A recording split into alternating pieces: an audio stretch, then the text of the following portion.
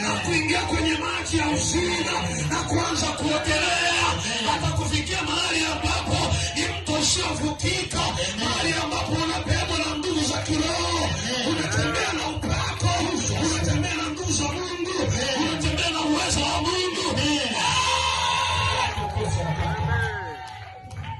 Bwana asifiwe. Amen. Haleluya.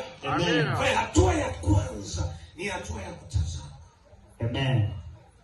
Kila mtu alianza kwa kutazama. Amen. Kama vile Mungu alivyomwambia Ezekieli, tazama.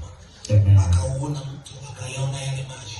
Haleluya. Amen. So baada ya kuyaona, alipoanza kuchukua hatua ya kuingia kwenye yale maji, yule mtu alikuwa anamuingiza kwenye yale maji, akamvusha, alafu akapima yale maji, yakafika kiwango cha nini? Cha mbinguni. Haleluya. Kwa hiyo ukitoka kiwango cha kutazama sasa, kiwango hiki sasa ni kiwango ambacho kinakuhitaji ufanye maamuzi. Ni kiwango ambacho kinakuhitaji ufanye maamuzi. Unaweza ukawa upo kanisani, lakini Mungu akikuangalia bado wewe ni mtazamaji, hujachukua maamuzi. Kazi yako ni kuangalia tu, kazi yako ni kuchungulia tu. Uko kanisani unachungulia namna ambavyo watu wanaanguka, unachungulia namna watu wanavyoponya, unachungulia watu namna wanavyofunguliwa. Unajua kwamba pale pana nguvu ya Mungu. Unaweza kuwaelekeza na wengine ukawaambia, wewe kama unahitaji msaada, kuna maji yako pale, nenda kaoge, nenda kwenye ile nyumba, kuna nguvu za Mungu. Lakini wewe mwenyewe bado hujachukua hatua.